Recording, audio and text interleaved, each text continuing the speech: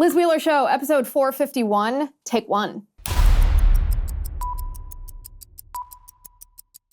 Dinesh D'Souza is with me today. He is, as you know, a best-selling author and filmmaker, and his latest movie is about to hit theaters nationwide. It's called Police State, and I gotta tell you guys, I just finished watching. He sent me a screener to watch before this episode so that I could ask good questions about it, and I deliberately watched it. I just finished watching it like 10 minutes before we went on air so that my raw reaction and all my questions could be unscripted and unprepared. Dinesh, it was really good, but I gotta tell you, I kept getting chills up my backbone because it was kind of scary to watch. It's a scary film, and it's scary not because I'm using the techniques of cinematography to make it scary. It's scary because of what's happening in the country. I made the remark a few days ago that this is not a film I actually wanted to make because I'm an immigrant. I'm rah-rah America. I wrote a book called What's So Great About America. So I never wanted America to reach a place where a film like this needed to be made. But alas, it does. And we're not, we're moving toward a police state, Liz, in my view, but we're not a full-fledged police state. And that's really why I made the film, because I think a film can be a powerful wake-up call to people to say, hey, look where we're going. This is not where we want to be. Basically, if we don't put a stop to it. And I want to talk a little bit later about what we actually can do to put a stop to it, because it's sometimes startling to see all these different avenues cut off. I know everyone's going to want to watch this movie. So it's in theaters on October 23rd and 25th. You can go to policestatefilm.net to get your tickets. There's a virtual premiere on the 27th of October. You can also go to policestatefilm.net. We'll put the URL for this, guys, so you don't have to remember it. We'll put it all over social media, anywhere that this is. That this episode is posted, so make sure you get your tickets. But Dinesh, you opened the movie with a scene that maybe it's because I am a mother of a young child, but I found particularly startling. It was a live-action reenactment of the FBI raiding the home of a young family that lives in the suburbs. They were eating what looked to be a meal together, breakfast together, and the FBI just burst into their house, scared their children to death, arrested the father, ransacked the home, searching for who knows what, and marched the dad out of the house while the wife and the children were left horrified, stunned, and frightened. And this is a conversation I have with my husband frequently because we work in politics and in media about, who's going to be the subject of targeting by the deep state next. We all have this phrase that we say, oh, they're coming for Trump, but they're really coming for us. He's just the one standing in the way. And I think it's going to be jarring for people to see when they watch, especially the beginning of this movie, that one of the warnings in your movie is, yes, indeed, they are coming for you. And not just people that say crazy things, not just people that flirt with the edges of agitation or the law, but everyday Americans who are just patriotically trying to defend their country. I mean, Liz, in classic Liz Wheeler fashion, you have gotten to the heart of the matter, which is to say that, yes, Trump may be the poster boy, the kind of primary target of the police state, but there are going to be Americans who feel immune. They feel, well, I'm not Trump, and I didn't go in the Capitol on January 6th, and I pay my taxes, so I should be okay, shouldn't I? And our message is, we're getting to a point where this police state is not one thing. There's not a single Stalinist dictator who just goes, I'm going to stop all my enemies and I'm going to prevent anybody from taking power. This is a massive octopus that stretches throughout the federal government, many, many agencies of the government, including some that you would not normally enroll in a police state, right? The CDC, the Health Authority, or the Cybersecurity Infrastructure Agency, CISA, some of these pretty obscure agencies actively involved in censorship, actively involved in political targeting. Sometimes people say to me, well, Dinesh, is this a movie about the FBI? Well, it is, but the DHS, the Department of Homeland Security, is 20 times bigger than the FBI. They are massively involved in censorship. They're massively involved in political targeting. And then you've got a lot of agencies and instrumentalities in the private sector. You've got the media, you've got parts of academia, nonprofit groups, digital platforms. So in other words, this can come at you from many different directions. And as you know, in the movie, we feature different types of people just going about their business, in some cases involved in a school board meeting or involved in pro-life activism. And suddenly, boom, they find themselves, they find what Orwell called the boot stamping on the human face, and they really can't believe it. All right, guys, let's talk about the morning kick. The morning kick is Chuck Norris's drink. You know Chuck Norris, of course, but did you know he's 83 years old? That's right. I found it hard to believe when I heard it because he is still kicking, punching, and looking great. He says he invented the morning kick super drink because he feels better today than he has in years, and the reason why is all the ingredients that are now in the morning kick helped him feel this way. So, for example, the superfood ingredients that he puts in this drink help you achieve a healthy weight and metabolism. The prebiotics and probiotics support worry-free digestion. They help reduce bloating, gas, and occasional constipation. The green blend, you guys know I'm huge on green blends, help provide a major boost in energy. The unique bovine collagen supports healthy joints, muscles, and a healthy body. And many users report, just like Chuck, feeling a noticeable increase in energy and vitality on their first day of use. However, the most dramatic results were reported after consistent use over the course of 4 weeks and beyond. So please use as directed. If you want to try it for yourself, head over to Chuck's website at mymorningkick.com/energy. That's mymorningkick.com/energy. It was hard to believe.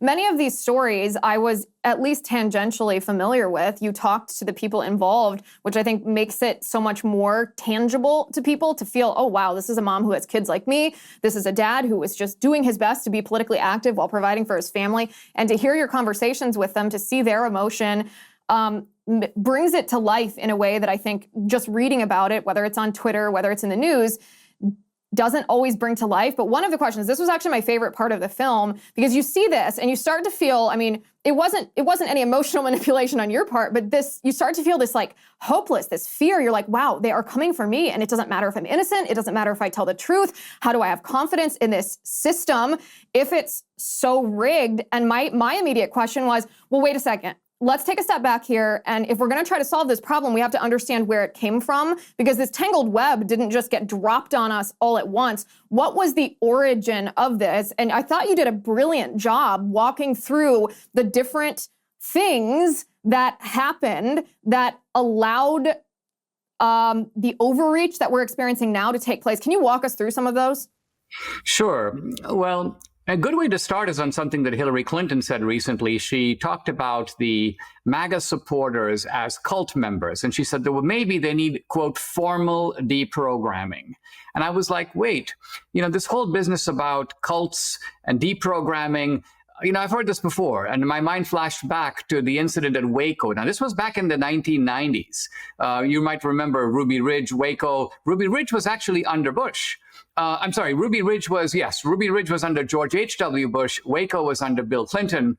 And when there was this kind of horrific incident at Waco, buildings incinerated, mothers and children, roasted to death, the idea was, and many Americans were, if not supportive, somewhat indifferent, because they thought, oh, those people are kooks. They're weirdos. They're cult members. And so the point is that this kind of dehumanizing rhetoric that Hillary Clinton was deploying is not merely overreaction, or she's engaging in her typical Clintonian hyperbole. No, what she's doing is she is dehumanizing her opponents so as to make them ready targets for criminal incarceration. Of course, in the case of the Nazis, extermination. There was the same kind of dehumanization used against the Jews. So this is actually very scary stuff. I think the turning point for the police state in America was the aftermath of 9/11. And I have to say that me and others were somewhat complicit in this unwittingly, because we were like, okay, we have to give the government these expanded police powers, these expanded surveillance and intelligence powers, because they need the weapons to go after foreign terrorists who are trying to kill us. What we discover is that after doing that for a little while, they decided, sometime perhaps in the Obama years, okay, we've got all these great powers. Now, what about if we deploy them against our political opponents? So I think, ironically, the origin of the police state, at least the power of it, came in the Bush years. So there's a bipartisan aspect to it, but it was politically deployed against the right in the Obama years initially, and now in a massive escalation under Biden. Yeah, and I appreciate your humility in the film, talking about things you've changed your mind on. That's been a theme that we've been covering on my show the last couple months, is the ability of people on the right to change their minds, whether it was about the Iraq War, whether it was about libertarianism, whether it's about the Patriot Act. There are a lot of things that even us, not just other members of the Republican Party, we believed in, we supported, we even advocated for 10, 15, 20 years ago that now we see are a mistake. And I think that I have more respect for people who can change their mind based on looking at the data that they have now than people who stick to their guns just out of stubbornness. So I appreciate that. But the example that you gave in the movie was you were targeted. And you were targeted by the Obama administration ostensibly because you criticized them. I wasn't aware of that connection, by the way. I remember when the whole indictment of you happened and how unprecedented it was and how it was obvious political targeting. I didn't realize it was so closely correlated to your outright criticism of Obama. Oh, yeah. When I speak, Liz, on the campus, students will say to me, Dinesh, what makes you think that Obama, was retaliating against you? What makes you think he even saw your stupid movie? This is my film called Obama's America. And I go, listen, guys, the film was in 2,000 theaters. And while it was in the theaters, it was being attacked every single day on a website that happened to be called BarackObama.com. So that's where I got the wacky idea that maybe this guy didn't like my film because he was posting daily against the film. And then 5 weeks later, two innocuous looking FBI agents show up at my apartment in New York. And so there is a connection. Now, you can say I was a dummy for having exceeded the campaign finance law by $20,000 that I gave to a college friend. But the point is, normally that would get a slap on the wrist, a fine, maybe some community service. Obviously, I'm a first-time offender. I didn't get anything out of the deal. I wasn't seeking any quid pro quo. But they went after me with the whole power of the federal government. What really was eye-opening for me, Liz, was that in the course of that dealing with the Obama DOJ and the SDNY, the Southern District of New York, it crossed my mind that if those guys could have put me away for 10 years for this trivial offense, they would have done it. And it really made me rethink a little bit of everything I had thought up to that point about American politics. It's not a debate society between two sides that are just offering rival views to the American people. There's a gangsterization of one side that's occurred over the past several years. But even despite all that, my case, I went through overnight confinement. I did not see it as a precursor to a police state. In fact, I thought it was a one-off. I pissed off this guy, Obama. He's a vindictive narcissist. He's lashing out at me. He told Eric Holder, go get this guy. He found some Indian stooge to be the front man. I mean, it had all this. It's almost like a movie. But I didn't see it as a precursor to what would happen to Carter Page, Papadopoulos, Michael Flynn, now Trump. The 18 people who are co-defendants in the Georgia case. So the rapid expansion of the police state under Biden took me by surprise. All right, let's talk about Cozy Earth. You guys know that I rave about my Cozy Earth sheets all the time because I legitimately will not put anything else on my bed. Cozy Earth bamboo sheets are the softest, most luxurious feeling fabric, guaranteed. Absolutely guaranteed. And when I say guaranteed, it's not just a marketing slogan. It's because Cozy Earth offers a 100-day and night trial. You can buy this product, put these sheets on your bed, sleep on them, wash them, sleep on them some more, wash them again. And if after 100 days, that's more than 3 months, you do not love them, then you can send them back and get a full refund. Now, Cozy Earth would not offer this 100-day guarantee if they thought that you would take them up on it. They don't want to give you your money back. They don't want you to hate their product, but they are so confident in their product that they offer it to you, which I appreciate. Once you try Cozy Earth, I promise you're going to be hooked for life, just like I am. You start with Cozy Earth's best-selling bamboo sheet set. It's made of 100% premium viscose from bamboo. It's super soft, ethically sourced, and temperature regulating. So the sheets keep you cool in the summer and cozy in the winter. And it's not just sheets. Cozy Earth has pajamas, loungewear, bath towels, and more. I have a great deal for you today. If you go to CozyEarth.com and use my promo code Liz40, you can get up to 40% off. That's CozyEarth.com, promo code Liz40. CozyEarth.com, promo code Liz40. Right, and I think sitting here, I can tell you that I felt the exact same way. When I saw this happen to you, I thought, well, that's disproportionate. Clearly, that's political targeting. I didn't recognize the correlation between your movie, Obama's America, and his targeting, and I didn't see it.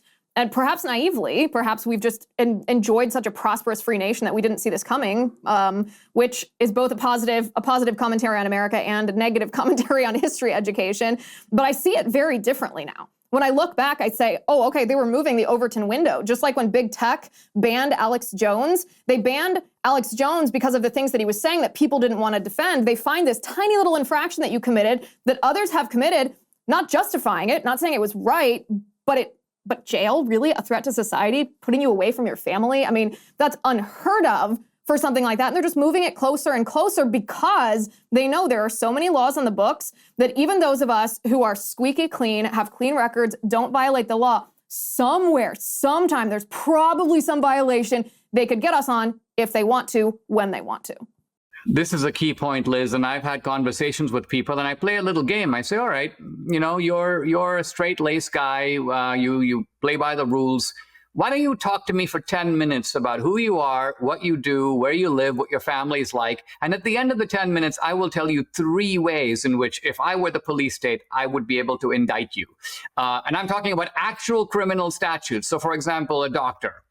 Any doctor can be indicted on prescribing unlawful pain medicine. It's a classic way to go after someone. All you have to do is find one patient who says, I was given this pain medication and I didn't really need it. And then the government will bring in some experts who say, under that condition, we would not have prescribed the pain medicine. Now, this is a criminal offense. And so what the government does, and I actually saw this in the confinement center, I found doctors who had become targets of prosecutors for one reason or another.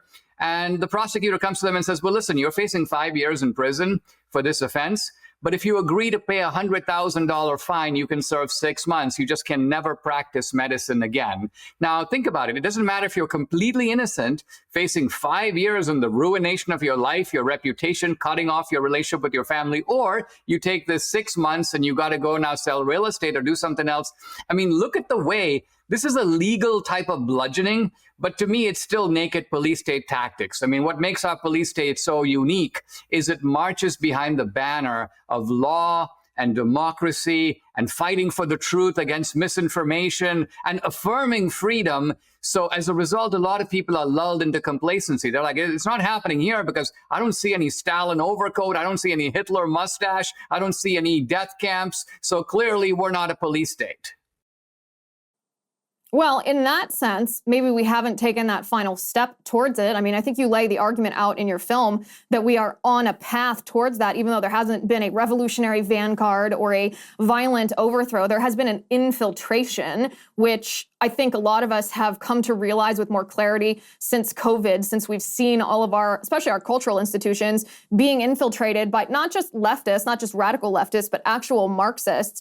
I want to talk to you, though, a little bit about the entrapment examples that you showed in your film, because those were the examples that I was not familiar with. Some of the other stories we've heard on the news, even though you go deeper into the details, but some of these examples of the FBI not just becoming informants of a plot or buddying up to people they think will commit a crime so that they can then stop the crime being committed, but actually encouraging and enabling and funding the crimes, basically creating the criminal conspiracy themselves just to arrest someone who never would have committed a crime. It's almost hard to believe up until this point in our country that this would happen as often as it does. I wouldn't have believed it myself. In fact, just a few years ago, if someone came to me and said, I'm making a movie called Police State, I would have thought that they were making it about North Korea or some other country. So the very fact that these sort of defining features of police states have now crept into the United States is, I think, a matter of great alarm. It's also a matter of great alarm because ours is a country explicitly founded on the affirmation of basic rights, which are not open to political negotiation. If you think about our constitutional structure, our Bill of Rights, the key point, the key meaning of having a Bill of Rights is that that's not up for political negotiation. A majority of people do not have the right to cancel out your right to free speech or my right to conscience. That is outside, in a sense, of politics. And you just need constitutional amendments and supermajorities that are impossible to get to be able to trample on those rights, except the one way you can trample on them is you start ignoring the Constitution or trying to find ways around it. And so what happens typically in the case of censorship is the government doesn't want to directly censor. They don't want to be busted with their hand in the cookie jar. So they hand off the list of people to be banned to an intermediary, typically a nonprofit. Hey, Stanford Internet Observatory. Hey, Virality Project. We got a list for you. You go give that list to Google or to YouTube or to Facebook and let them ban all these people. And that way we are censoring at one step removed, and maybe the courts won't be able to bust us, for doing it. So this is a creepy time in America, I would say. And while we're not all the way there in terms of a police state, it is incredible how far we have come in such a short time. I mean, look at our basic liberties: free speech, freedom of conscience, the right to assemble, the right to petition the government fearlessly for redress of grievances, and equal rights and equal justice under the law. Now, are a single one of those rights now completely secure? No, they're all in danger. They are all in danger. And you talk about January 6th extensively in this movie, and you talk about it differently than a lot of the other coverage. I mean, there's been reporting on the right from fantastic journalists like Julie Kelly, who was in your film as well. But you come at it from a different point. You come at it, you compare January 6th and what the government did to these defendants to the Reichstag fire. And there's an unwritten rule in politics that you don't compare anything else in the world that's happening to what happened in Nazi Germany. And yet, the argument that you laid out about why January 6th is serving the same purpose that the Reichstag fire did in Nazi Germany, it makes sense. Can you explain that to us? Sure. The important thing when you do these kinds of analogies is to be kind of precise about them. So typically when people think of Nazism, many different images float into our heads. The Nuremberg laws, the Kristallnacht smashing of Jewish stores, of course, the final solution and the Holocaust. So the Reichstag fire was at the very beginning of Hitler. He was chancellor, but he didn't have dictatorial powers. In fact, there were many people who were trying to block him within the government. So it's possible that Germany could have gone down a completely different road. But then a foreign communist burned the Reichstag, the parliament, and Hitler was able to use that as a pretext and say, listen, we have deadly enemies. Some of them are foreign agents. They are colluding with people inside of Germany. I need to have sweeping powers of censorship, political crackdown. I need to be able to go after these enemies of Germany who are enemies of the state. So all of this stuff, which actually sounds creepily familiar to us now, was echoed in Germany at the very beginning in order to shut down civil liberties. And my point is that one can see January 6th having served the same purpose. So January 6th was deployed. And I think Julie Kelly it is who makes a point in the film that's very subtle but very important, because the narrative of the left is that the Trumpsters wanted to stop the count. They wanted to stop the count of the election being assigned or being given to Joe Biden.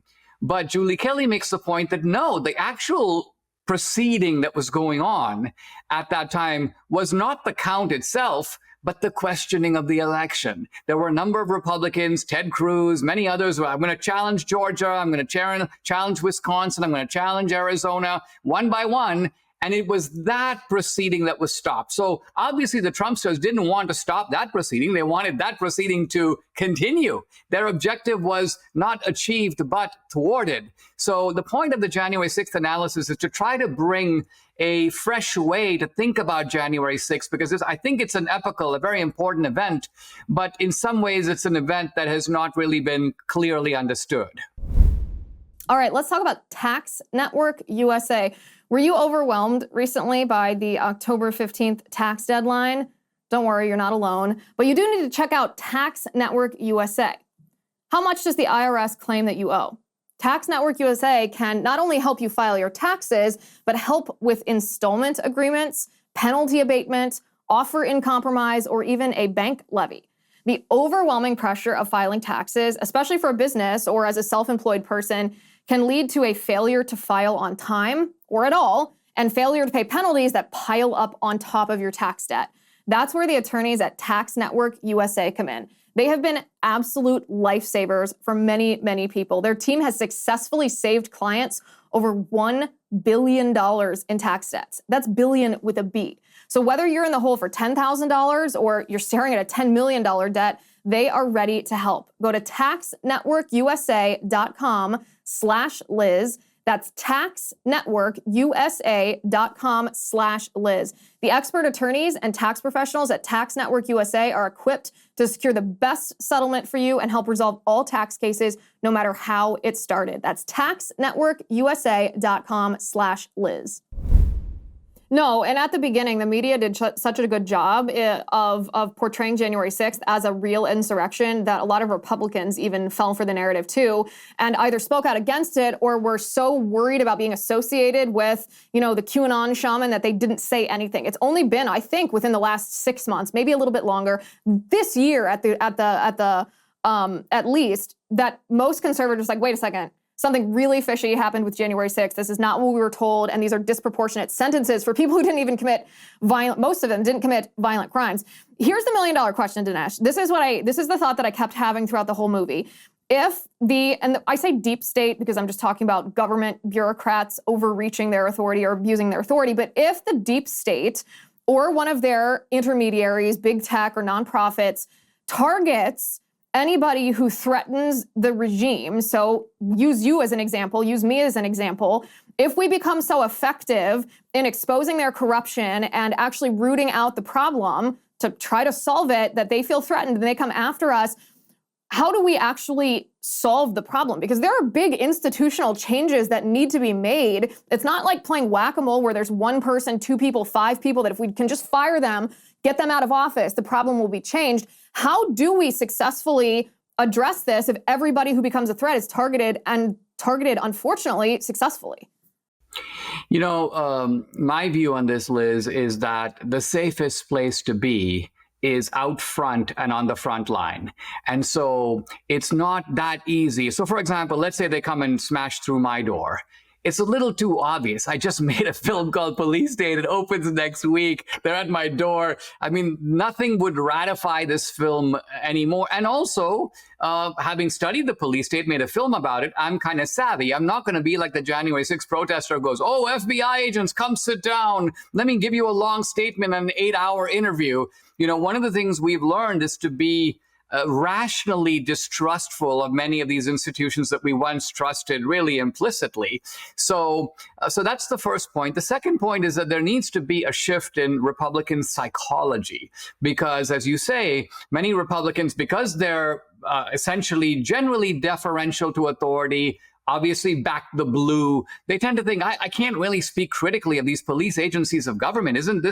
Aren't we supposed to be for these guys? Well, not really. A police state is inherently lawless. Now, it doesn't mean that it doesn't use the sort of facade of law. It does.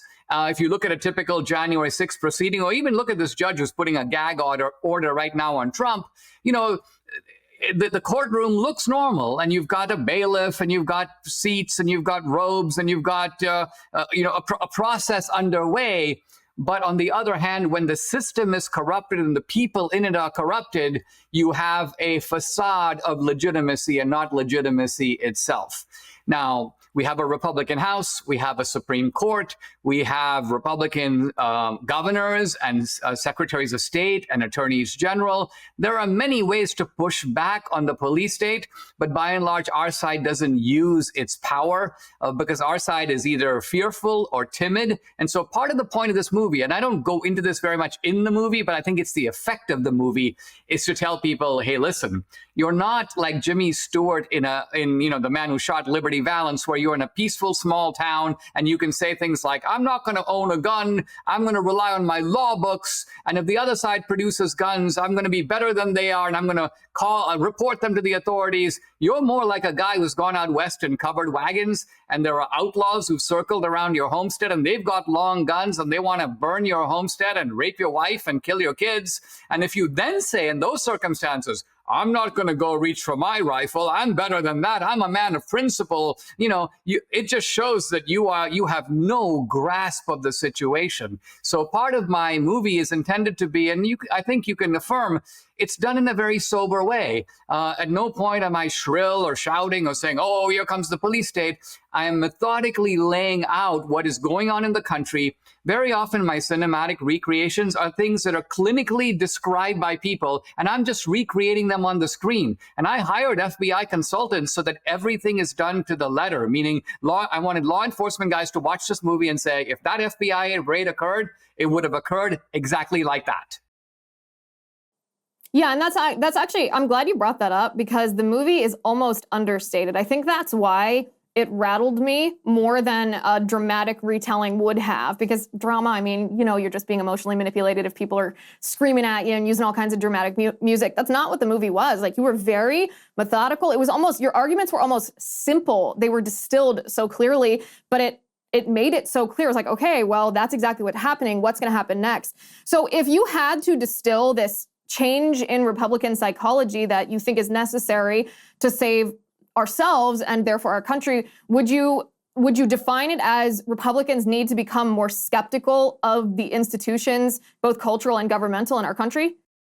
More skeptical, more fearless, more willing to use their own legitimate authority. So, for example, nothing stops the gangsterism of one side better than the other side saying, hey, listen, two can play at this game. And so, for example, if prominent Republican attorneys general start issuing indictments of prominent Democrats, and I'm not talking about bogus indictments, I'm talking about legitimate indictments. So, for example, indict Mayorkas. Why? Because child trafficking is going on in a large way in Arizona, and that's occurring in that state. And so an Arizona attorney general indicts Mayorkas and see where it goes. It's a constitutional crisis. Okay, let the Supreme Court sort it out. So the point being, if you do this, I mean, remember when Elon Musk banned a group of liberal journalists, maybe 5 or 6 of them, for one day on Twitter? They went nuts. They rediscovered all the virtues of free speech. They were quoting John Stuart Mill. I mean, they sounded like apostles of open debate and freedom. So the moment that they themselves are beginning to feel the sting of what they're doing, they begin to back off. Which, by the way, was one of the most fun days on Twitter ever. I'm glad you brought that up because I had momentarily forgotten about when he punished them, put them in timeout just to hear them squeal and shout and call for no censorship and open debate and free speech. Talk about the role of COVID. You mentioned COVID. It's a very short part of the film here, but I think that you're correct when you say that it served as an accelerant to what January 6th had maybe already begun. I mean, I know the draconian COVID stuff happened before January 6th, but the censorship stuff really happened after, in 2021. Yeah, the censorship before was limited to one issue. And by and large, it was like many of these digital platforms sort of canonized Fauci, and they said, if Fauci says it, it is science. So there was a kind of a comic stupidity to the whole thing. But nevertheless, it was limited to one issue. After January 6th, the issues expanded, of course, initially election fraud, but pretty soon there was a long list. And if you go now on the YouTube guidelines, you've got the trans issue, you've got abortion, you've got climate, you've got elections. So now it's basically censorship across the board. COVID added a few elements like restrictions on church attendance, which I don't think otherwise would ever have been enacted. That would never fly. But COVID allowed the left to exploit panic. Panic and fear are the great friends of the police state. And this is really why the climate issue is so big for the left, because it has the same sort of potential. Oh, it's an apocalypse. The oceans are going to swallow up our coasts. Now, what's difficult is no one really believes that. I mean, people are still buying properties, on the ocean. Real estate agents are selling and so on. So there's no evidence that the market gives any significance to any of this. So the propaganda has to be really high for it to begin to sink in.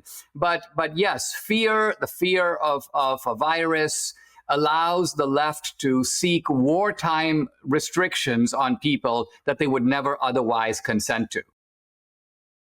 And as Gavin Newsom pointed out, after COVID, we're not going back to normal. This is supposed to be permanent. Dinesh, my last question for you is, of the different people that you interviewed and highlighted in this film, was there anyone or any one thing that they said to you that really made you feel emotional in a different way than just sort of the clinical aspect of putting together a film and a narrative? Well, I wanted the film to show two types of people. Trump is, of course, in the film, but he's not a major figure in the film. He is the sort of main target of the police state, and the fact that he's facing 90 plus indictments, 90 plus charges. Think about this, Liz. If they had charged him with one thing and said, listen, he held on to those documents, he pugnaciously refused to return them, we could look at it. But the fact that they have this shotgun approach of, let's get him. We can't get him in D.C., we'll get him in Georgia. If we can't get him in Georgia, we'll get him in New York. If we can't get him on the criminal, we'll get him on the civil, ruin his businesses. This is classic police state thuggery. But that being said, I wanted the film to focus on whistleblowers and informants who know how the police state works. So you get a little bit of an insight into the working of the police state, its construction. And then second, ordinary people who have felt the hot breath of the police state on their face. And I think that's really where my sympathy was the strongest, because it's like, you know what? You're like a defenseless lamb that is being set upon, by a predator here. And you have no idea that this predator does not care about, because even Solzhenitsyn in the opening chapter of the Gulag says, when people come to arrest you, you always lamb-like bleat out, why? What for? What did I do? Surely there's been some mistake. And Solzhenitsyn goes, no, there's no mistake. But they're never going to give you a reason. They're never going to give you an explanation. Your name is on a list, and that's all that matters. So again, that's the Gulag. That's the full-fledged police state. We're not there yet, but some Americans have already gotten a preview of that, and those are the guys that are in the film. Yeah, and they really tore at my heartstrings, I'll tell you, to see how emotional they felt, but also their courage and not backing down and not cowering, even as it's wrecked some of their families. I'm excited for everybody to watch this movie. I really recommend it. Go to policestatefilm.net. That's where you can get your tickets. You can either watch it in theaters on October 23rd and 25th, or you can watch it at home. There's a virtual premiere on October 27th. All different kinds of tickets. Go to the same website, policestatefilm.net. Dinesh, any final things you want to have before people watch this film in full? Well, I liken the film to, I feel a little bit like an animal that sees a movement in the trees and is trying to alert the herd that, hey, something's wrong here. We need to take protective action, because there are people, antelope style, who feel like, oh, no, Dinesh, that's just the wind. Or you know what, there might be a predator, but it's not going to land on my back. So there's a Republican and a conservative tendency to be in a little bit of denial. And the problem with police states is that if you let them get too far, once the jaws of the police state snap shut, then your position is much more difficult. In fact, Solzhenitsyn says then your only option is to try and run, to get out, get your family out, get your money out. We don't want to be in that situation, not in America. And so this film, I hope, serves as a warning and a wake-up call. And as I said at the very beginning, you sent me a screener, so I watched this movie right before we sat down for this interview, and I can confirm that people should watch it, and it does all of those things. Dinesh D'Souza, thank you for being on the show today. Thanks for this conversation, and thank you for making this film. It's really important. Guys, go to policestatefilm.net, policestatefilm.net. I'll post that URL everywhere we publish this episode, so you guys can get your tickets before it airs next week. Dinesh, good luck with the premiere. Thank you, Liz. I appreciate it. All right, guys, policestatefilm.net. Thank you for watching today. Thank you for listening. I'm Liz Wheeler. This is The Liz Wheeler Show.